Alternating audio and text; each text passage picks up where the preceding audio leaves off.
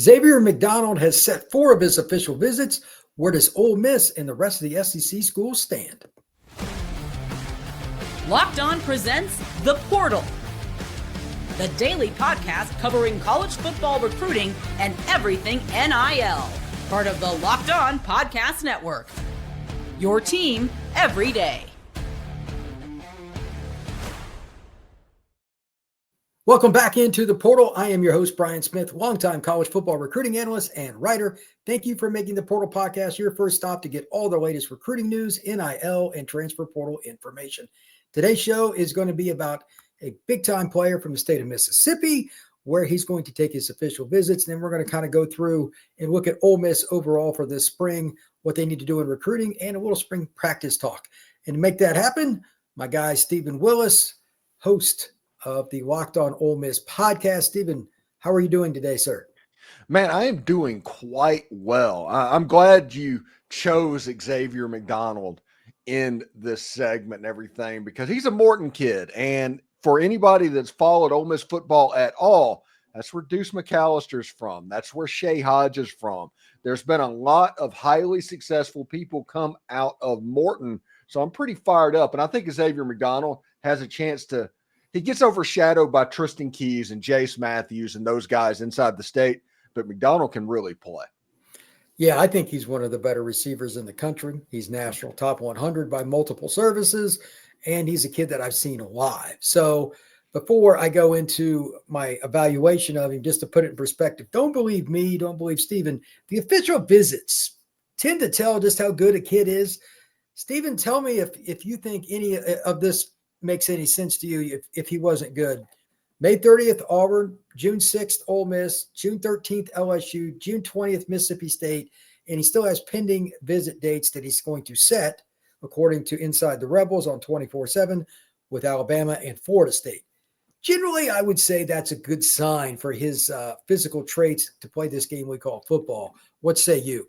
Well, honestly, if you're going to tell me, that would probably be the same official visit list that Aiden Williams had, the same official visit that A.J. Brown had. Just if you are a good wide receiver in the state of Mississippi, that pretty much sounds like your official visits. Yeah, that's the way it looks. So not really surprised by that. And as far as a player, I saw him, and I know you did too, at the Under Armour practices and whatnot down in Orlando. Lean kid, 6'3", give or take. Really changes directions well, even though he reminds me of an old school basketball player, like a 2-guard, the way he's built, but just long and lanky, and changes directions in and out of his breaks very, very well. And he can high point the football with the best of them. The only thing he doesn't have is weight. He's probably 170 pounds, give or take, soaking wet. He just needs to add weight. But that's okay. You can add it, as I will certainly attest to, much easier than you can lose it. That's a fact. That being stated, kid's super competitive, and he wants to go somewhere that he can play early.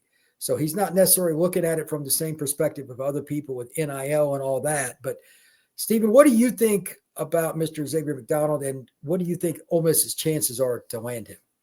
I was listening to random other podcasts on the On 3 and 247. I don't know which one did it, but they were talking about Xavier McDonald, and they had Shea Hodge, the former Morton resident, and he's a current coach at Jackson Academy, and he's a former 1,000-yard receiver at Ole Miss. And he referred to Xavier McDonald in that podcast as saying, hey, this guy is going to be the best player to ever come out of Morton. And whenever you're in the high school that Deuce McAllister played in, that Shea Hodge played in, that is a statement that gets my attention. Now, a lot of that could be Shea Hodge and Mike Espy. They run basically a receiver academy in Jackson, so he knows all of these guys. Like Mike Espy is one of the biggest cheerleaders at Dylan Alford, for instance, because they know all of these receivers and they develop a reputation. But whenever you hear that coming from a Shea Hodge, that kind of makes you pop up a little bit about what exactly Xavier McDonald can be. I think he has a chance to be an explosive wide receiver.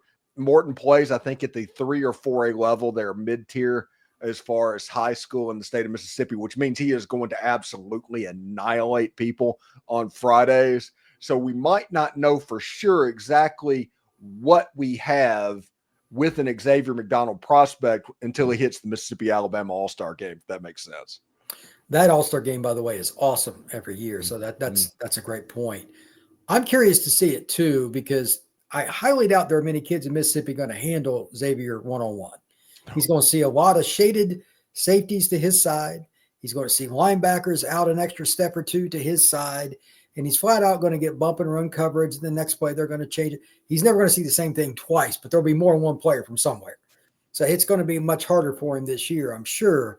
But the other thing with him is you can run a reverse with him. You can put him on special teams, and I'm sure he plays some defense too. So he's one of my favorite players in this class. And your point earlier, I love Tristen Keys. You can make an argument he's the best receiver in the country in this class.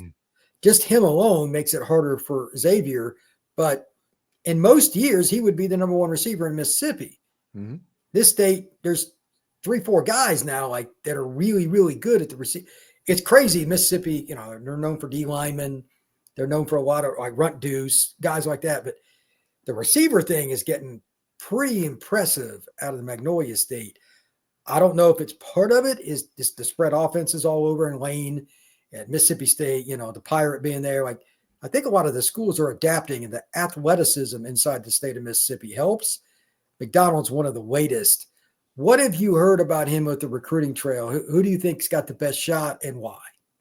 I think Ole Miss has a really good shot at him. Ole Miss is going to play the game, and he's obviously going to get recruited. But everybody can hear the rumors. I think Ole Miss is well in the game with Tristen Keys, but Ole Miss is never mentioned whenever national people talk about Tristen Keys. That's right. That's the same thing that Caleb Cunningham went through a year ago. So we don't really know in March where Ole Miss stands with Tristen Keys. I think they're going to have a good shot. I think they're going to get him to campus. And at the end of the day, I think they have a really good chance to land him. Xavier McDonald, though, is somebody that I think if Ole Miss full court presses him, Ole Miss has a really good shot to land him. Morton is a good area for Ole Miss traditionally in recruiting, and McDonald's a really, really good wide receiver. I think Jace Matthews, he's the other big wide receiver in the state of Mississippi that this year is absolutely nuts. And if Mississippi gets any quarterback play at all, I don't know how Alabama's going to stop them whenever that all-star game happens. All those guys on the field together. I mean, it should be quite interesting. But your point of Mississippi raising up the wide receivers, I think it's the proliferation of 7-on-7 in the state of Mississippi. The quarterback play in Mississippi for decades was really, really bad. Other than Jason Campbell in the decade of like the 2000s, Mississippi didn't really have a quarterback pop at any major institution. So Jason Campbell at Auburn was about it. But now you're starting to see like Deuce Knight. You're starting to see quarterbacks get recruited at a high level and end up in the top 100 level of recruiting. I think that's a testament of 7-on-7 at the quarterback position and them getting better. And then you have the wide receiver academies. I mentioned the Mike Espy and Shea Hodge thing that they do down in Jackson, Mississippi with all the guys. I think because of that, the skill positions are getting better. And everybody that knows anything about football knows that Mississippi had the line on lock to begin with. Yeah, that's never been an issue. Big fellas, it's harder to find them. But for whatever reason, Mississippi O-line, D-line usually is pretty darn good. And I highly doubt that's going to change anytime soon. So with that, Steven, one last question about Xavier McDonald. Have you heard anything about his timeline? Is he going to be a kid that makes it this summer, or are we going to carry this bad boy out to National Signing Day? Now, I could be I saw this somewhere. This isn't mine. And, you're just rooting through trying to peruse stuff. And I'm not sure if it's him or if it's Matthews or if it's Keys, but it's one of the wide receivers in Mississippi. And I think it's McDonald that they wanted to have something before the season potentially. Okay. Yeah. Not necessarily going to signing day and not necessarily a June things, but I think he's going to take his visits, take his time, see what it needs to happen. June 6th, listen, as somebody that worked at Ole Miss, around the June 4th weekend was always a big camp, a big senior camp. This feels like it's going to be something similar. I would expect that Xavier is camping up at Ole Miss there. He's going to take his official visit as well, so that feels like a little bit of an extended type situation. we'll see what it looks like. It's just my own conjecture of what's going on and kind of knowing the timeline. But I do think Ole Miss has a really good shot here. I think that with the way Lane throws the football, I mean, I knew they were going to get an OB, but I'm telling you, Austin Simmons and all that, even if they don't get him in round 1 and he does announce this summer, I think they'll have a chance in round 2 in the fall. That's just my take. To that point, I want to talk to Steven about spring practice and selling the Ole Miss brand now that it's really went national. That is next here on the Portal, because Ole Miss football has changed a lot. Get the supplies you need from the site made for skilled trades, Supply House. Whether you're in plumbing, HVAC, or electrical work, Supply House is the reliable way to order products online. Their easy-to-use website is packed with helpful resources and the latest product info to help you get the job done right. Plus, with a complete inventory of over 200,000 parts from 400-plus top brands, you'll find exactly what you need delivered fast from coast to coast. Need help with an order? Supply House offers expert support and industry-leading service, so you'll always talk to a real person. And for trade pros looking for an extra edge, their free Trade Master program offers exclusive perks like a dedicated phone line, free shipping, and discounts on every order. Thousands of skilled professionals are already taking advantage. Now it's your turn. Join the Trade Master program today at supplyhouse.com/TM and start ordering plumbing, HVAC, and electrical supplies with just a few clicks. Plus, use promo code SH5 for 5% off your first order. That's supplyhouse.com.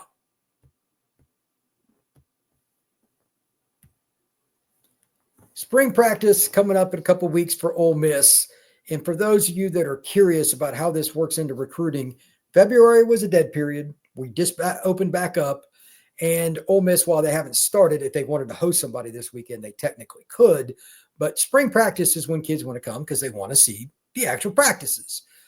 Makes sense. Xavier McDonald is a great case with this. I always say, follow the visits. I know that a lot of people don't know, like Steven and I do, Austin Simmons. I lived in Florida. I know the kid. I've seen him do all kinds of stuff on a football field. But when you get a chance to see him live and see his arm strength, and he's one of the most intelligent recruits I've ever met. I mean, he graduated high school 2 years early. Like, he tested out everything.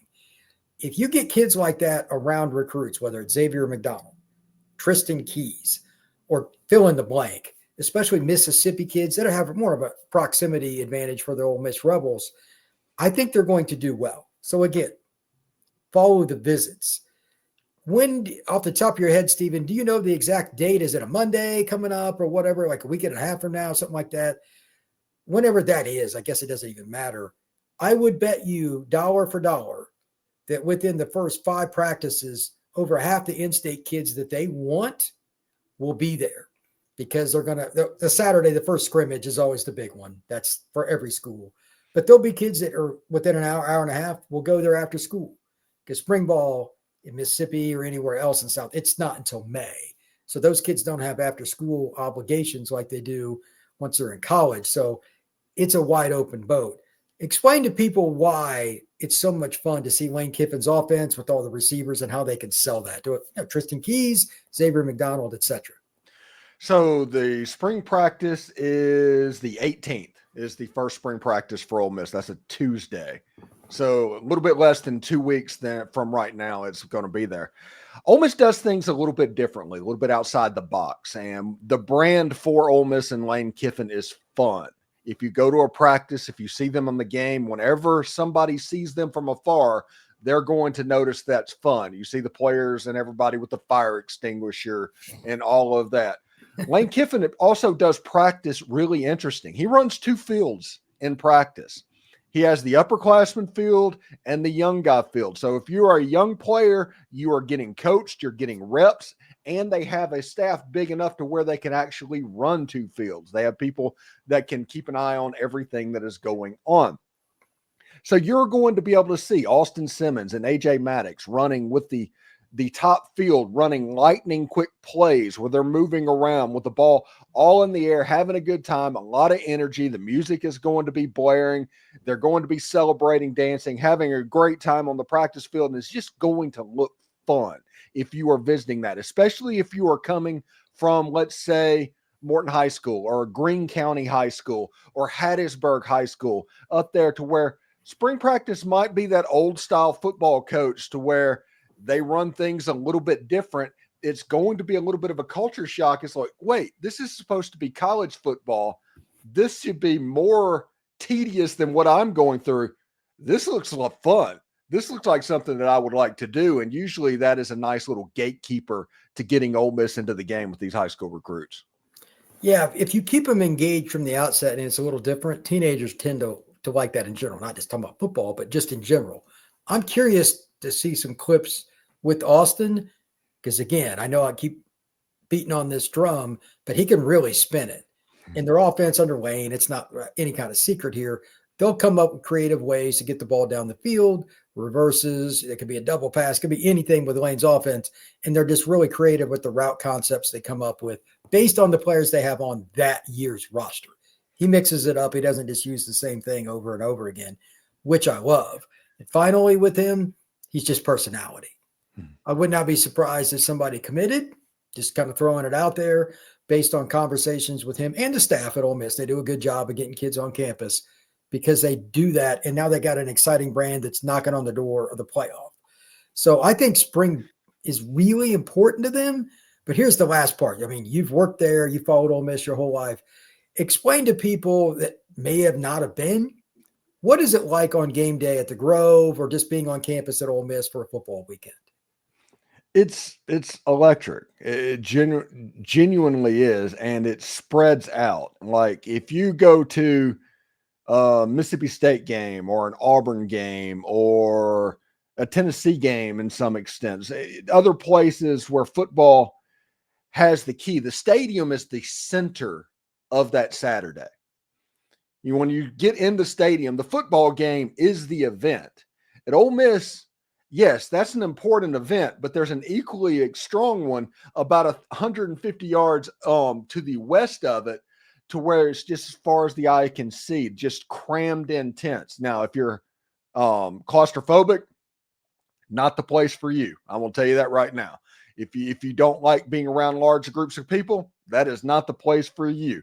But it is something as far as the electricity and the way that can hold over to the game. And that is something that is starting to emerge at Ole Miss. And when it does, I genuinely think they can next level as a program, they're taking the electricity in the Grove into the stadium. The game day on the field in the stadium atmosphere has really cranked up.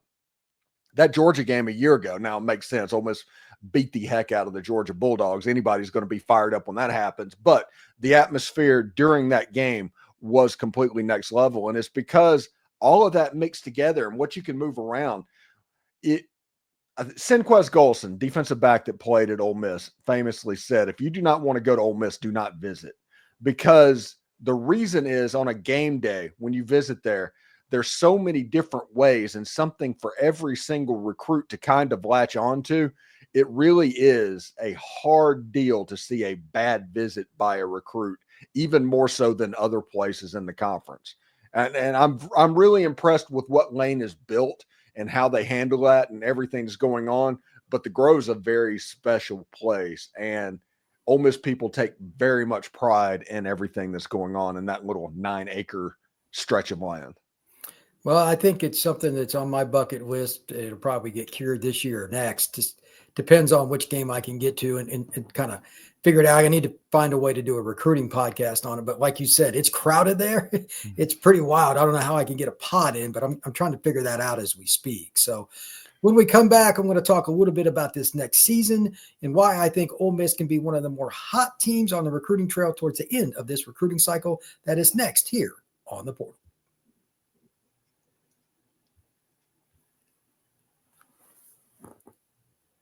Steven, it used to be if you had a great season on the field, it wasn't that recruiting class you were working on, that group of seniors. It was the next one where you saw the biggest benefit, as a rule.